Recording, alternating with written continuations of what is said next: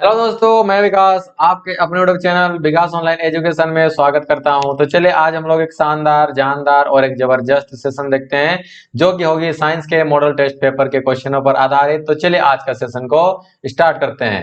देखिए आज का सेशन हम लोग के सामने में आ चुका है और देखते हैं कि इस मॉडल टेस्ट पेपर का लास्ट पार्ट होने वाला है, क्योंकि इससे पहले हम लोग 3 पार्ट ला चुके हैं, पार्ट 1, पार्ट 2 और पार्ट 3। ठीक है, और कुछ कुछ क्वेश्चनों को हम लोग यहाँ पे पार्ट बाय पार्ट जो है क्वेश्चन को सॉल्व कर रहे हैं। ठीक है, ताकि लंबा वीडियो ना बने।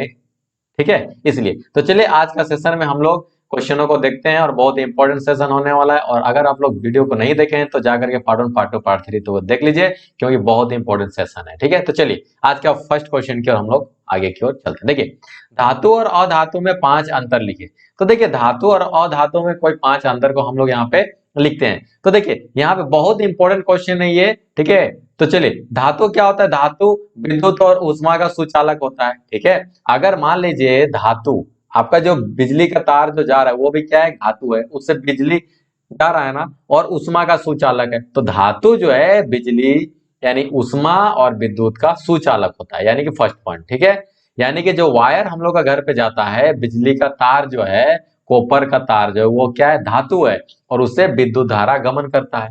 ठीक है, और देखिएगा कि ये जो घर में जो रोटी पकाया जाता है, रोटी सेका जाता है, ठीक है, वो भी किसका होता है? लोहा का होता है। तो लोहा भी एक तरह का क्या है? धातु है। तो उसमें क्या होता है? ऊष्मा होता है। ठीक है, गर्म बहुत जल्दी होता है ना। तो धातु जो है विद्युत और ऊष्मा का सुचालक होता है। आई बात समझ में? लेकिन अधातु में ऊष्मा और विद्युत का क्या होता है? कुचालक होता है। आई बात समझ में? फर्स्ट। चलिए सेकंड में, धातु को पीट पीट के चादर बनाया जा सकता है, यानी कि धातु को ऐसा क्या बनाया जा सकता है? चादर बनाया जा सकता है। ठीक है, ये क्या होता है? आघात वर्धनीयता होता है। क्यों? अगर मान लीजिए धातु को पीट करके चादर नहीं बनाया जाता तो क्या लोहा का गेट आप लोग क्या बना सकते थे? आप लोग क्या, हम लोग क्या बना सकते थे? कोई भी नहीं ना। तो धातु से लोहा को पीट पीट के हम लोग क्या बना सकते हैं? गेट बना सकते हैं। तो गेट की कैसा होता है? एक पतला चादर की तरह होता है। ठीक है, तो उसी चादर से हम लोग गेट बनाते हैं, जो दरवाजा बनता है, लोहा का जो दरवाजा बनता है। ठीक है ये बात समझ में? तो धातु क्या होता है? धातु को पीट पीट के चादर बनाया जा सकता है, यानी कि धातु में आघात वर्धनीयता होती है। लेकिन अधातु में पीट करके चादर नहीं बनाया जा सकता है। ये क्या होता है? भंगुर होती है। ठीक है, और इसको पीटने से ये टूट के चूर चूर हो जाएगा। चलिए, धातु से वायर बनाया जा सकता है, क्योंकि धातुएं तन्य होती है, यानी कि धातु से खींच करके लंबा किया जा सकता है, और इसको किस में चेंज किया जा सकता है? इसको वायर में कन्वर्ट किया जा सकता है। ठीक है ना? तो इसीलिए हम लोग का देखिए घर में जो बिजली का वायर है वो क्या होता है? इसको वायर के रूप में बनाया जा सकता है। वो किस चीज का है? वायर जो है तांबा का, और तांबा क्या होता है? धातु होता है। तो धातु को हम लोग किस में? वायर में कन्वर्ट कर सकते हैं। है बात समझ में? लेकिन अधातु से वायर नहीं बनाया जा सकता। कोई दिक्कत? 4 नंबर, धातु का क्वथनांक तथा गलनांक बहुत ही क्या होता है? ज्यादा होता है। धातु का क्वथनांक और गलनांक क्या होता है? बहुत ही ज्यादा होता है। ठीक है, और अधातु का ऐसा देखा गया है कि गलनांक और क्वथनांक बहुत कम होता है। अपवाद में आपका सोडियम और मैग्नीशियम जो है, गैलियम और सीजियम जो है ना, गैलियम और सीजियम। ठीक है, गैलियम और सीजियम जो है हथेली के तापमान में वो पिघल जाता है। ठीक, तो कुछ कुछ अपवाद है यहाँ पे। घनत्व उच्च होता है। धातु में क्या होता है? घनत्व बहुत ज्यादा होता है। ठीक है, लेकिन अधातु में घनत्व बहुत कम होता है। चौथा नंबर, 6 नंबर, धातु ऑक्सीजन के साथ में अभिक्रिया करती है। ठीक है, लेकिन अधातु ऑक्सीजन के साथ में अभिक्रिया नहीं करती है। 7 पॉइंट में अभी अपने से हम यहाँ पे करते हैं। देखिए 7 पॉइंट में क्या होता है? धातुएं से रिंगिंग साउंड निकलता है। रिंगिंग साउंड का मतलब समझते हैं? जैसे कि मान लीजिएगा कोई कहीं पे चले जाता है, जैसे कि मान लीजिए कि लोहा को आप जैसे कि ऐसे करके आप बजाते हैं। ठीक है, तो रिंग टाइप से आवाज है, जैसे घंटी, जैसे घंटी। ठीक है, तो घंटी को जब बजाइएगा तो वो टन टन टन टन टन टन इस टाइप से आवाज आता है, मतलब बहुत जोर से बजता है, फिर धीरे धीरे धीरे कम होता है, तो उसको बोलते हैं रिंगिंग साउंड। ठीक है, तो वो हो जाता है, धातु में रिंगिंग साउंड पाया जाता है, लेकिन अधातु में रिंगिंग साउंड नहीं पाया जाता है। आई बात समझ में? है ना? चलिए नेक्स्ट यहाँ पे 8 नंबर आ जाते हैं। धातु क्या होता है? कठोर होता है। धातु क्या होता है? कठोर होता है, लेकिन अधातु कठोर नहीं होता है। बस एक दो अपवाद है, जैसे कि सोडियम धातु जो है वो मुलायम धातु ये जाना जाता है। ठीक है, क्वेश्चन आपका यहां से भी पूछ लेता है कि मुलायम धातु का नाम बताइए, या फिर क्वेश्चन ऐसा भी पूछ लेगा कि कौन सा धातु है जिसको हम लोग चाकू से काट सकते हैं, तो वो क्या है, सोडियम।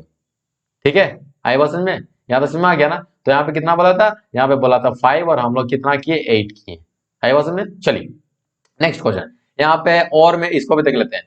इथेनोइक अम्ल का फॉर्मूला को लिखिए। तो चलिए हम लोग इथेनोइक अम्ल का फॉर्मूला को लिख लेते हैं। इथेनोइक अम्ल का फॉर्मूला क्या होता है, CH3COOH। ठीक, चलिए, है ना। दूसरा नंबर क्या बोलता है ये, मीथेन। मीथेन यानी कि CH4। Third number, C number, benzene यानी कि C6H6। डी नंबर ये है पेंटेन यानी कि पेंटेन यानी कि 5, C5H, कितना का 5 दूनी 10 और 2 12। ठीक है, जो इससे पहले वाले पार्ट में हम बताए थे ANE किस में जा रहा है, ANE यानी कि CnH2n प्लस 2। ठीक है, हाइड्रोजन का संख्या कार्बन की संख्या से 2 गुना से 2 अधिक, तो हाइड्रोजन का संख्या कार्बन की संख्या से 2 गुना से 2 अधिक यानी 5 गुना 10 और 2 12। आई बात समझ में। चलिए नेक्स्ट क्वेश्चन की ओर चलते हम लोग। नेक्स्ट क्वेश्चन हम लोग के सामने आ चुका है, देखिए यहाँ पे क्या बोलता है। ठीक है, सिंपल सा क्वेश्चन है यहाँ पे, किडनी जो है, किडनी वो हम लोग का शरीर का कौन सा तंत्र का भाग है, तो यह है उत्सर्जन तंत्र। ठीक है, अब आते हैं स्वपोषी पोषण के लिए क्या आवश्यक है। स्वपोषी जो अपना खाना स्वयं बनाता है उसको कार्बन डाइऑक्साइड भी चाहिए। ठीक है, क्लोरोफिल तो चाहिए ही चाहिए, और सूर्य का प्रकाश का बिना तो पॉसिबल नहीं है। इसका मतलब उपयोग सभी इसमें आंसर होगा। आई बात समझ में। देखिए अब आते हैं हम लोग क्या, जाइलम यानी पेड़ पौधा में जाइलम क्या उत्तरदायित्व है। देखिए एक बात बताते हैं, जाइलम, जाइलम और एक होता है फाइलम। जाई से जल और फाई से फल, यानी कि जाइलम जो है वो जल को लेके जाता है, और फाइलम जो है खाना बनने के बाद जो है पेड़ के सभी भागों तक वो पहुंचाता है। जब खाना बनता है, जब बनाया जाता है, सूर्य का किरण का उपस्थिति में पेड़ पौधे जब अपना खाना को बनाते हैं, तो उस समय क्या करते हैं, कार्बन डाइऑक्साइड वायुमंडल से लेगा, क्लोरोफिल तो उसके पास वहां पे रहता ही रहता है। ठीक है, और सूर्य किरण सूर्य से लेगा, लेकिन जल भी तो चाहिए, जल, कार्बन डाइऑक्साइड और जल। तो जल कहां से लेगा, वो लेगा जड़ के माध्यम से, जमीन के नीचे से वो निकालेगा। ठीक है, जड़ से लेगा, तो जड़ से तो लेगा, तो क्या बाल्टी है उसके पास, नहीं ना है बाल्टी, तो वो कैसे लेकर के जाएगा। तो जड़ के अंदर में क्या होता है, एक नली होता है। ठीक है, और वही नली पे क्या होता है, जाइलम होता है, और वही जाइलम क्या लेकर के जाता है, जल को लेकर के जाता है। ठीक, तो खाना बन गया। अब जैसे ही खाना बन जाता है, तो खाना बन गया, तो जैसे कि हम लोग का किचन में खाना बन जाता है, तो पेड़ पौधा का किचन क्या होता है, लीफ यानी कि पत्ता। ठीक है, तो खाना जैसे ही बन जाता है, हम लोग भी सभी तरफ लेके जाते हैं ना, अपना अपना रूम में लेकर के जाते हैं, तो पेड़ में भी खाना बनता है, तो यहाँ पर भी इन लोग अपना अपना, कोई टहनी पे ले गया, कोई कहीं पे ले गया, तो खाना को ले जाने का काम कौन करता है, फाइलम काम करता है। ठीक है, तो अभी का क्वेश्चन क्या हो गया आंसर, यानी कि पादप में जाइलम का काम क्या है, जल का वाहन।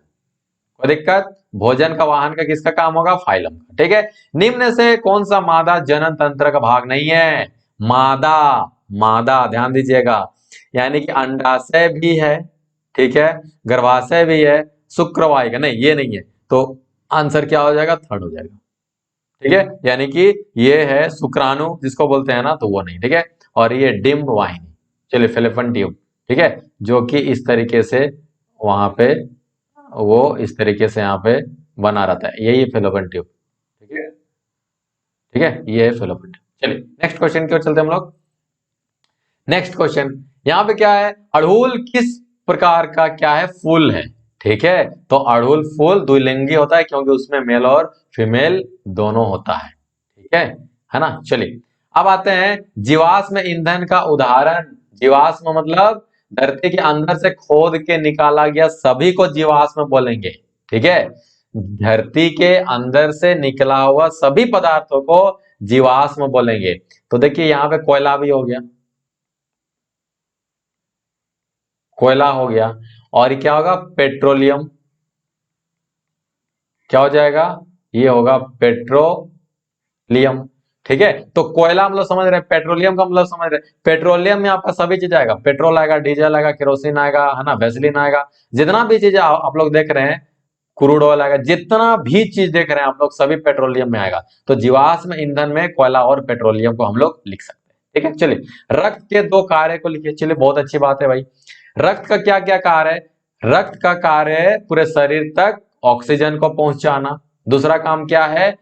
रक्त का कार्य है जैसे ग्लूकोज हो गया, एमिनो अम्ल हो गया, ठीक है, वसा हो गया, है ना, ये सब सभी को एक जगह से दूसरे जगह पहुंचाना। ठीक है, चलिए, और तीसरा पार्ट क्या हो जाएगा? उत्सर्जित पदार्थों को बाहर करना, जैसे यूरिया, यानी कि बोलते हैं टॉयलेट, है ना, यूरिया, जैसे कार्बन डाइऑक्साइड, ये सभी चीजों को काम है बाहर लेके जाना, किसका? रक्त का ही। और यहाँ पे क्या होगा? फोर्थ, प्रतिरक्षात्मक कार्य, ठीक है, जिसको बोलते हैं हम लोग एंटीबॉडी का काम भी हम लोग को कौन करता है? रक्त ही करता है। अब समझते हैं भाई एंटीबॉडी क्या होता है। जैसे कि मान लिया जाए कि हम लोग का शरीर में यदि एंटीबॉडी नहीं रहेगा, ठीक है, तो हम लोग क्या हो जाएंगे? बीमार। जैसे कि हम लोग को, ये एक आदमी है, ठीक है, यहाँ पे एक क्या है? एक आदमी है, ठीक है ना। चलिए एक आदमी हम लोग यहाँ पे बना लेते हैं, ठीक है, एक आदमी यहाँ पे बना लीजिए, ये एक आदमी हम लोग के सामने। अब इस आदमी के अंदर में एंटीबॉडी नहीं है तो वो क्या हो जाएगा? बीमार हो जाएगा। इसका मतलब क्या होगा कि बाहर से हम लोग का जीवाणु हमेशा क्या करता है? हमला करते रहता है, ठीक है, अटैक, ये अटैक, ठीक है। अब इस अटैक को सहने के लिए हम लोग के अंदर में क्या होना चाहिए? एंटीबॉडी होना चाहिए, शरीर के अंदर में एक प्रतिरक्षात्मक होना चाहिए, ठीक है। तो वो क्या होता है? ये हम लोग का होता है WBC, यानी सफेद खून। यही हम लोग का शरीर के अंदर से ढुसुम ढुसुम करता है, मारता पिटता है, ठीक है, किसको? किसको? बाहर से जो अटैक कर रहा है, ठीक है। तो ये आरबीसी के अंदर में ही होता है। आई बात समझ में?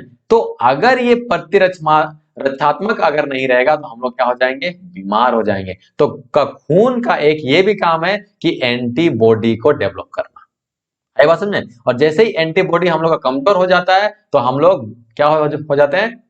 बीमार हो जाते हैं, और फिर बुखार वगैरह आ जाए, चाहे कुछ भी बीमारी हो जाता है हम लोग, ठीक है, क्योंकि हम लोग का एंटी मजबूत नहीं है। तो यहाँ पे खून का काम क्या क्या हो जाएगा? ऑक्सीजन पहुंचाना। सेकंड क्या हो जाएगा? ग्लूकोज, अमीनो अम्ल, वसा अम्ल, ये सब को लेके जाना, ठीक है। तीसरा क्या हो जाएगा?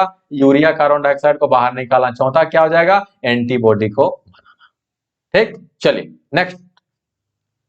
नेक्स्ट में क्या हो रहा है कि ऐसे जो दो जंतुओं का नाम लिखे जो बाह्य निषेचन करता हो। बाह्य निषेचन का मतलब हम लोग समझते हैं। चलिए, बाह्य निषेचन का मतलब हो गया कि इन लोग, जैसे कि मान लीजिए, बाह्य निषेचन का मतलब क्या होता है?